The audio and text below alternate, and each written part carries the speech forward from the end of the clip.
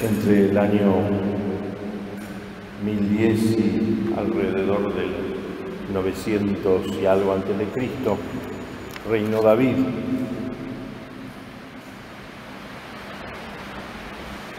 Y David, lo saben, cometió dos pecados en una misma acción, o una acción con dos pecados muy graves: adulterio y homicidio. Y el homicidio con premeditación y alevosía. Ahora todos los argentinos estamos casi somos expertos en derecho penal, ¿no?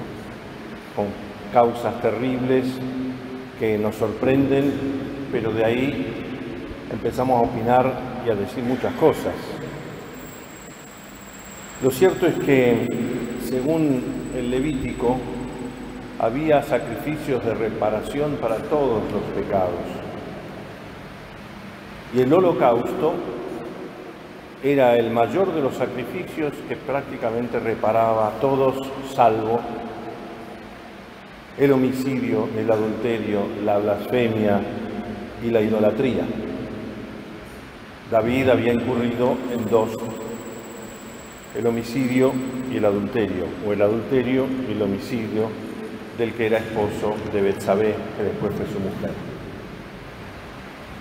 Por lo tanto, merecía la lapidación, la muerte, pero era rey. Era rey y no había tribunal alguno que pudiese juzgar al rey. Por eso, cuando Saúl lo perseguía y dos veces las circunstancias lo pusieron al lado de David y David pudo haberlo matado, sus lugartenientes decían: aprovechá, lo tenés ahí, inmóvil, es hora de que mates al perseguidor, jamás osaré tocar al ungido del Señor. Una pausa y una frase que pertenece a Benedicto XVI en la solemne misa de inauguración de su pontificado el 24 de abril del 2005. Cuando la escuché, me sorprendí porque me parecía como una breve contradicción. Y no digo que no me animase a hablar en contra del Papa como ahora tantos hablan, pero seguramente pensé: no la entiendo. Dijo en ese sermón: nosotros sufrimos por la paciencia de Dios. Sufrimos por la paciencia de Dios. Efectivamente, el mundo es redimido por la paciencia de Dios y es destruido por la impaciencia de los hombres. Es propio de Dios entonces usar misericordia y especialmente en esto se manifiesta su omnipotencia, dice Santo Tomás de Aquino. Y San Agustín dirá: es más fácil que Dios contenga la ira que la misericordia. Sí, nadie podía juzgar a David el ungido. Solo le quedaba una salida, una sola. Y ahí tenemos el Salmo Miserere, el penitencial por excelencia, que se atribuye al rey David, que dice: piedad de mí, Señor, por tu bondad. Un corazón contrito y humillado tú no lo desprecias. Solo le quedaba esa posibilidad: ofrecer el holocausto no un bicho, un toro o todas las bestias que podía tener él de su propiedad, sino su corazón contrito y humillado. No solo el remordimiento porque fallé, que eso es un poco autorreferencial, no digo que esté mal. El remordimiento es como la llave de inyección de un auto, pero después el auto hay que hacerlo marchar, tiene que tener una dirección. Generalmente el remordimiento gira alrededor de uno como la vergüenza, el cansancio por haber obrado mal, la depresión, y está orientado hacia el pasado, a uno mismo, a la propia opción, y a veces hay que reconocerlo al propio orgullo. ¿Cómo puede ser que a mí me haya pasado esto? Quizá alimente cierta desesperanza. Judas, por ejemplo, tuvo remordimiento, pero no esperanza. Cuando hablamos de penitencia y estamos en el tiempo cuaresmal, rodeados ahora de esta muestra que nos ayuda a pensar en el precio, no de nuestro pecado, sino de nuestra salvación.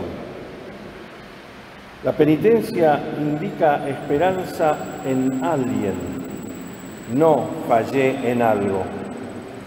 Salir de la sombra del silencio y gritarle a Dios con imperativos: crea en mí un corazón puro, porque un corazón contrito y humillado no lo desprecias. El último descendiente de David, y ahí vamos a la primera lectura, se decía, fue llevado en cautiverio a Babilonia, esto alrededor del 587 y el 598 a.C., algunos siglos después, junto a jóvenes artesanos aptos para el trabajo. Y ellos, uno de ellos es Daniel, se niegan a adorar la estatua del emperador. Recuerden que los primeros cristianos eran martirizados y perseguidos no por desobedecer a la autoridad. Pablo y Pedro exhortan a sus comunidades a rezar por las autoridades, a obedecer a las autoridades. Los cristianos eran casados con Z no por desobedecer, sino por no rendirles culto de pleitesía a la autoridad, culto de adoración, como aún hoy se pretende. No lo digo en nuestro país, en todo el mundo. Recuerden, la muestra El hombre de la sábana nos grita en su silencio esto, porque por eso fue asesinado Cristo. Y Daniel da un giro al clamor de la penitencia. Ya no es un corazón, mi corazón contrito y humillado, sino que en el texto que hemos leído la palabra nosotros 5 veces, hemos 8 veces. Nuestros reyes, nuestros jefes, nuestros padres, todo el pueblo, nuestros aparece 6 veces. ¿Y qué es lo que hemos hecho? Hemos pecado, a nosotros la vergüenza, no hemos escuchado. Hemos pecado, hemos faltado, hemos hecho el mal, nos hemos rebelado, no hemos escuchado. El asumir la culpa colectiva, no diluyendo el pecado, sino reconociendo que en todo acto pecaminoso hay un misterio de solidaridad en el abajamiento, como en todo acto en la amistad con Cristo hay un misterio de elevamiento de la condición humana. Se nos impulsa a vivir dentro de nuestras iglesias y sacristías, provocando un culto que sea personal, yo, tú y basta, no molestes. Pero el hombre de la sábana nos dice otra cosa. ¿Quién es el hombre de la sábana? Lo explica mucho mejor la muestra, por supuesto. No la voy a repetir ahora. Si está la muestra es para que al ritmo de cada uno la contemplemos. No es correr, sacar fotos y ver si algún día la revelamos, sino la revelación misma del amor de Dios manifestado en este, así lo llamó Juan Pablo II en sus visitas a Turín, ícono. Nadie tiene autoridad para decir, ese es Cristo, pero los indicios, como se habla en derecho, son tantos y nos acercan históricamente, desde la crónica, desde la biología, desde la anatomía, desde esto que vemos a mi derecha, a la izquierda de ustedes, todos estos elementos de tortura, nos acercan tanto a Jesús de Nazaret que no podemos sino no abrir una grieta a quienes están a favor y en contra, sino callar.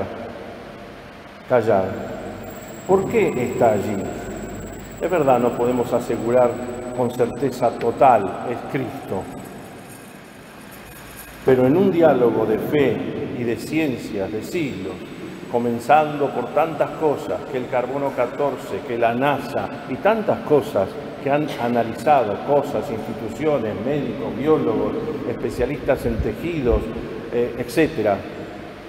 Analizando esto, nos traen frente a nuestros ojos algo que realmente prepara nuestros corazones para esta Cuaresma y Semana Santa. Un verdadero ícono. Y los íconos no se pintan. Saben que el que, entre comillas, hace un ícono, el verbo es escribir. Los íconos se escriben. Esto es escritura de la historia, de la biología, de la medicina, de los pueblos, del polen, del sudor, de la sangre, de los castigos, de los clavos. Nos escriben lo que pasó y nos lo describen. Hay una frase que sorprende todo Viernes Santo, y es que cuando sale Pilato con el Cristo torturado, dice una frase profetizando sin darse cuenta: «He aquí al hombre». Él se refería a Jesús el Nazareno, pero sin darse cuenta está hablando de la realidad de todo hombre y mujer de todos los tiempos. Este ícono muestra la realidad de la humanidad hoy. No solo la mía personal, sino la de toda la humanidad. O hace falta que hagamos un viaje relámpago a Rosario, a Ucrania, por decir dos lugares que enseguida los reconocemos: Sudán, Yemen, Siria, y los lugares ocultos de la prensa internacional que no conviene que sean mostrados. Sí, la justicia y la misericordia de Dios van juntas. En esta escritura, en este ícono, hay alguien que personal y solidariamente ha asumido el mal del mundo, el pecado del mundo, como decimos cuando decimos Cordero de Dios que quitas no los pecados, sino el pecado del mundo, que atraviesa y enhebra todos los pecados de ayer, de hoy, y uno no quisiera que sean de siempre.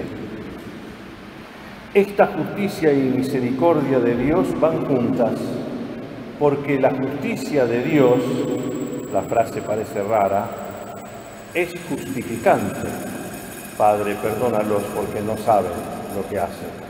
Como aquellos justificativos que nos salvaban en el colegio o en la escuela, firmados por la mamá o el papá, dice: justifique a tal que no hizo la tarea por. Era como una especie de green card para la vida. Era un pase detrás del muro de Berlín. Era atravesar el fuego enemigo.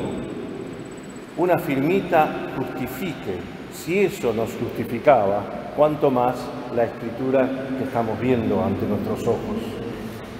Una justicia justificante. Y en la Biblia decir que algo nos justifica significa que nos salva. Pero en los hombres, nosotros, la misericordia y el juicio no siempre van uno a la asidera del otro. Y para que no agotemos este camino personal y comunitario en estrictas medidas de justicia, ¿quién fue el culpable para bajar el dedo? Miremos a Lucas en el Evangelio de hoy, discípulo de Pablo. Lucas es el que nos regala el Benedictus, canto de alabanza del papá de Juan Bautista. Es el que nos regala el más bello canto del Nuevo Testamento, el Magnificat, labios de María. Es el que nos regala para la oración de la noche el Nunc Dimittis, el canto del anciano que ya está dispuesto a partir porque sus ojos vieron la salvación del anciano Simeón en el templo. Es el evangelista del hijo pródigo, es el evangelista del buen samaritano, es el evangelista del fariseo que habla de sí mismo y del publicano que ni siquiera se anima a levantar los ojos al cielo. Sí, sufrimos por la paciencia de Dios, porque nosotros quisiéramos todo ya, nosotros quisiéramos la cárcel de Bukele o como se llame, quisiéramos miles encadenados, quisiéramos cortarle el gañote a todos y sin darnos cuenta entraríamos en la misma dinámica del mal que provocó lo que vemos aquí. Porque muchos aplaudían y gritaban, crucifícale, crucifícale. Muchos. El lado más bello y comprensible de Dios, que se repite en el Antiguo y el Nuevo Testamento tan insistentemente, y eso va para todas las religiones monoteístas. Dios paciente y compasivo, rico en piedad y misericordia. Libro del Éxodo, libro de los Números, profeta Joel, profeta Jonás, Salmos. Frente a esto, y termino, la gran pregunta de Dostoyevsky en El idiota, la novela de él. ¿Cuál es la belleza que salvará al mundo? La tenemos frente a nuestros ojos.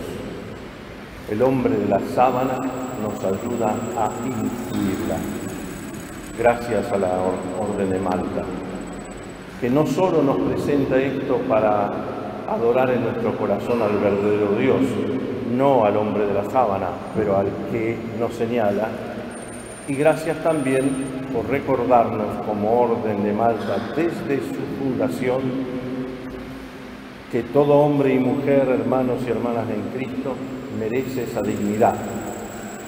Gracias por contribuir con las frazadas en los inviernos duros del COVID. No se olvida eso. No porque doy para recibir, sino porque con eso nos regalan esa medida apretada, abundante, generosa, que es la medida con que Dios nos mide. La medida con que el hombre mide a su semejante la tienen acá. La medida con la que Dios nos ama la tienen en ese hombre yacente que nos muestra que hay futuro, que hay resurrección.